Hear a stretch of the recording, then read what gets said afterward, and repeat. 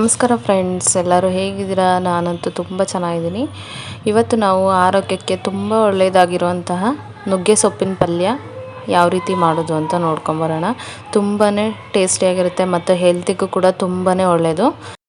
Gas ಮೇಲೆ ಒಂದು ಬಾಣಲಿನ ಬಿಸಿ ಮಾಡ್ಕೊಳ್ಳೋಕೆ ಇಟ್ಕೊತಾ ಇದ್ದೀನಿ. ಅದಕ್ಕೆ ಒಂದು 5ರಿಂದ 6 ಟೇಬಲ್ ಸ್ಪೂನ್ ಆಗೋಷ್ಟು ಎಣ್ಣೆನ ಬಿಸಿ ಮಾಡ್ಕೊಳ್ತಾ ಇದ್ದೀನಿ. ಎಣ್ಣೆ ಬಿಸಿಯಾದ ನಂತರ ಅದಕ್ಕೆ ಒಂದು ಅರ್ಧ ಟೇಬಲ್ ಸ್ಪೂನ್ ಆಗೋಷ್ಟು ಸಾಸಿವೆ, 2 ಹಸಿರು ಮೆಣಸಿನಕಾಯಿ ಮತ್ತು ಒಂದು ದೊಡ್ಡ ಸೈಜಿನ ಈರುಳ್ಳಿನ ಕಟ್ ಮಾಡಿ ಇಟ್ಕೊಂಡಿದ್ದೀನಿ. ಅದನ್ನು ಕೂಡ ಚಿಕ್ಕದಾಗಿ ಕಟ್ ಮಾಡಿ ಇಟ್ಕೊಳ್ತಾ ಇದ್ದೀನಿ. ಅದನ್ನು ಸೇರಿಸ್ಕೊಂಡು ಚೆನ್ನಾಗಿ ಈರುಳ್ಳಿ ಎಲ್ಲ ಸಾಫ್ಟ್ ಆಗಬೇಕು, ಆ ರೀತಿಯಲ್ಲಿ ಫ್ರೈ ಮಾಡ್ಕೋಬೇಕು. ನೋಡಿ, ಈ ರೀತಿಯಾಗಿ ಈರುಳ್ಳಿ ಕಲರ್ ಚೇಂಜ್ ಆಗಬೇಕು, ಅಲ್ಲಿವರೆಗೆ ಫ್ರೈ ಮಾಡ್ಕೋಬೇಕಾಗುತ್ತೆ. ಇಲ್ಲಿ ನುಗ್ಗೆ ಸೊಪ್ಪನ್ನ ಬಿಡಿಸಿ ಇಟ್ಕೊಂಡಿದ್ದೀನಿ. ಒಂದು 2ರಿಂದ 3 ಸಲ ತೊಳೆದು ನೀಟಾಗಿ ಕಡ್ಡಿ ಎಲ್ಲ ತೆಗೆದು ಇಟ್ಕೊಳ್ಳಿ. ಅದನ್ನು ಕೂಡ ಇವಾಗ ಸೇರಿಸ್ಕೊಳ್ತಾ ಇದ್ದೀನಿ. ಸೇರಿಸ್ಕೊಂಡು ಎಣ್ಣೆ ಜೊತೆನೇ ಚೆನ್ನಾಗಿ ಫ್ರೈ ಮಾಡ್ಕೋಬೇಕು. ನಿಧಾನಕ್ಕೆ ಹೀಗೆ ಫ್ರೈ ಮಾಡ್ಕೋಬೇಕಾಗುತ್ತೆ. ಇದಕ್ಕೆ ನೀರನ್ನು ಸೇರಿಸೋ ಅವಶ್ಯಕತೆ ಇರಲ್ಲ, ಹಾಗೆಯೇ ಫ್ರೈ ಮಾಡ್ಕೋಬೇಕು.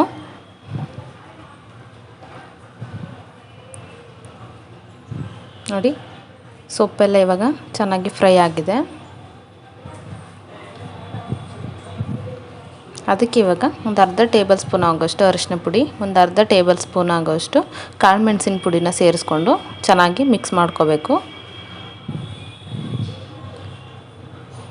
ಚೆನ್ನಾಗಿ ಮಿಕ್ಸ್ ಆದ ನಂತರ ಇವಾಗ ನಾನಿಲ್ಲಿ ಒಂದು 3 ಮೊಟ್ಟೆನ ತೆಗೆದಿಟ್ಕೊಂಡಿದ್ದೀನಿ. ಅದನ್ನು ಸೇರಿಸ್ಕೊತಾ ಇದ್ದೀನಿ. ನೀವು ಮೊಟ್ಟೆ ತಿನ್ನಲ್ಲ ಅಂದರೆ ಬೇಕಾದರೆ ಸ್ಕಿಪ್ ಮಾಡ್ಕೋಬೋದು, ಹಾಗೆಯೇ ಪ್ಲೈನ್ ಮಾಡ್ಕೋಬೋದು. ನಾನಿಲ್ಲಿ ಮೊಟ್ಟೆನ ಸೇರಿಸ್ಕೊತಾ ಇದ್ದೀನಿ.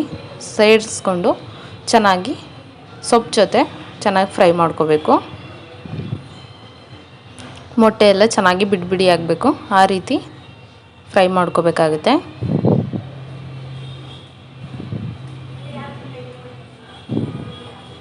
ನೋಡಿ, ಈ ರೀತಿಯಾಗಿ ನಿಧಾನಕ್ಕೆ ಎಲ್ಲನೂ ನೋಡಿ ಎಲ್ಲ ಚೆನ್ನಾಗಿ ಫ್ರೈ ಆಗಿದೆ. ಇವಾಗ ತಳ ಕೂಡ ಬಿಡ್ತಾ ಇದೆ. ನೋಡಿ, ಹೀಗೆ ಬಿಡಿಯಾಗಿ ಉದ್ರಾಗಿ ಆಗಬೇಕು.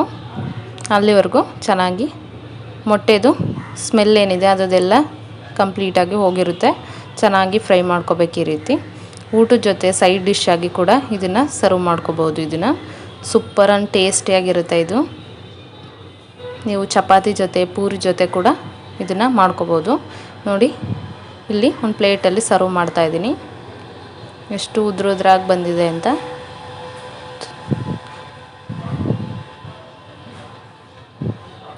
ಊಟದ ಜೊತೆ ಸೈಡ್ ಡಿಶ್ ಆಗಿ ತುಂಬಾ ಟೇಸ್ಟಿಯಾಗಿತ್ತು. ನಮ್ಮ ಮನೇಲೂ ಕೂಡ ಎಲ್ಲರೂ ತುಂಬಾ ಇಷ್ಟಪಟ್ಟು ತಿಂದರು.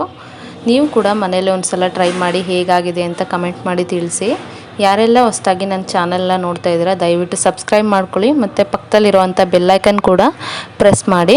ನಾನು ಮಾಡುವಂತಹ ಹೊಸ ವಿಡಿಯೋ ನೋಟಿಫಿಕೇಷನ್ ನಿಮಗೆ ಬರುತ್ತೆ. ವಿಡಿಯೋ ಇಷ್ಟ ಆಗಿದರೆ ಒಂದು ಲೈಕ್ ಮಾಡಿ ಮತ್ತು ಫ್ಯಾಮಿಲಿ ಫ್ರೆಂಡ್ಸ್ ಜೊತೆ ಎಲ್ಲ ಶೇರ್ ಮಾಡಿ.